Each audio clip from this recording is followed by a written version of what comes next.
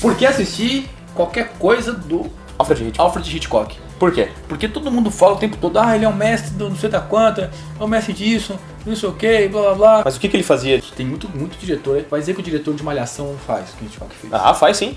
Não, todo mundo hoje em dia utiliza coisas que o Hitchcock já usava na época, né, cara? Pois é. O que ele é? O que é? Manipulação de sentimentos. Isso não é uma coisa dificílima pra ser feita, e ele fazia com maestria. Certeza. E pra você entender o que é manipulação de sentimento, a gente tava conversando aqui, o cara pensa no filme lá, Onde os Fracos Não Têm Vez, personagem do Javier Bardem. Dos irmãos Coen, né? Dos irmãos Coen. Direção dos irmãos Coen. Você olha pra aquele personagem, pra aquele cabelinho, o jeito como ele anda, se veste, se comporta, e você sente uma coisa ruim. Você sabe que tem uma coisa de muito errada com aquele cara. Sim. Até uma sensação de estranhamento, de perigo, tudo junto. Você até tem dificuldade pra dizer. De impotência também, né, cara? Porque, tipo assim, tu olha pra aquele cabelo dele, é um cara que dá vontade de dar um soco, mas vai te arriscar dar um soco naquele cara? Você é louco. Tu se sente impotente perto daquele. E isso é manipulação de sentimento. O cinema é extremamente hábil em fazer isso. Sim. É uma mídia, cara, fantástica pra manipular o sentimento, mais do que outras, né? É difícil você se emocionar com um poema como tu te emociona com um filme. Como se emociona com um filme. Com certeza. E quem fazia isso muito bem, né, Juliano? E o Hitchcock foi o primeiro diretor superstar, vamos dizer assim, né? Até então, naquela época, nos anos 60, o pessoal conhecia os atores, não sabia quem é que era o diretor, né? Sim. E ele foi o primeiro diretor conhecidíssimo, assim, né? Do meio. E ele utilizava muito de recursos visuais, recursos linguísticos, de tudo quanto é tipo de coisa, iluminação, pra manipular, né? Ele entendeu o meio de linguagem do cinema a tal ponto que ele conseguia subverter esse meio e criar sensações, enfim, das mais variadas. Com certeza. Inclusive, eu acho que dá pra gente... Vamos fazer um episódio especial só sobre ele, mais a fundo. A gente pode fazer até o top 10 falando dos filmes dele, né? Hitchcock. Mas, cara, um filme que eu vou pegar de exemplo pra falar isso que tu acabou de comentar é Um Corpo que Cai. Sim. É o Vertigo, em inglês, né? O personagem principal, ele tem medo de altura. Por exemplo, às vezes ele tá segurando numa beirada, assim, ó. Ele tá segurando numa beirada, a câmera foca ele assim. E a câmera, o Hitchcock usou de recursos pra mostrar o chão lá embaixo, de uma maneira que tu aqui, assistindo, também ficasse com medo de cair. Que legal, né, cara? Muito legal, cara. Muito legal, né?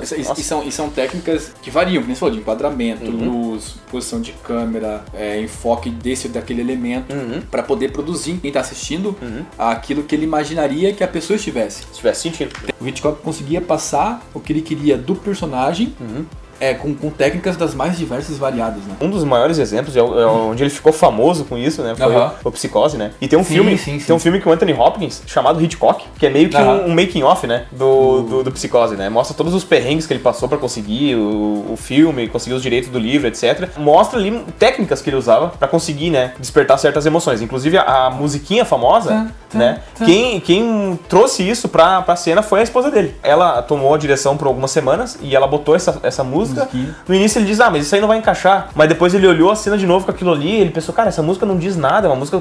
Não é uma música, aquilo ali é um ruído, na real. Ruído. Mas fecha muito bem. Essa cena clássica do esfaqueamento no banheiro, se você conseguir lembrar dela, a gente sente tipo uma agonia, tá? Uma angústia. A gente sabe que alguma coisa muito ruim tá acontecendo com o assassinato da mulher e em nenhum momento você vê a faca tocar no corpo da mulher. Porque não podia, né? Na época não podia por causa da censura.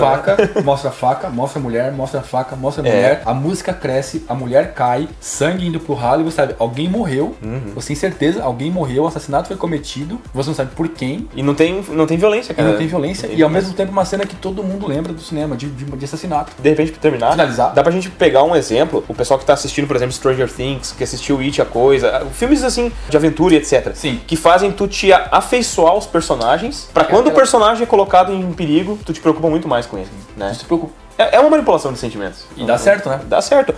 Eu lembro de um filme chamado Like Crazy, é Loucamente Apaixonado, né? Eu lembro que é um casal que se separa por vários motivos. No final, os dois estão sentados nas suas camas, respectivas camas, cada um no seu país, né? A cena é cortada no meio, mostra cada um no seu, né? Só que não é simplesmente uma cena dividida. É a divisão da cena com uma baita tarja preta no meio. O que acontece? Ali é como se fosse justamente o abismo que há entre eles. Então tu sente aquilo mais forte. E é legal que essa tarja preta que você falou, ela só existe pra quem tá assistindo. Pra quem tá assistindo, não. No mundo do filme não existe. Aquela tarja preta, é só um recurso visual pra manipular o espectador. E funciona. Não se manipula a ponto de não entrar no nosso canal. Ah, né? não. Entra lá, Se inscreve no canal, o sininho sinistro. Tem que acionar o sininho maroto lá. Pra conseguir ver as nossas atualizações.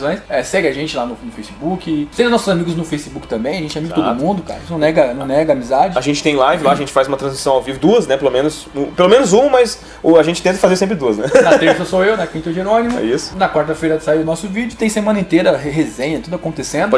Podcast, enfim. A vida é bela, então não morra. Um abraço. Até.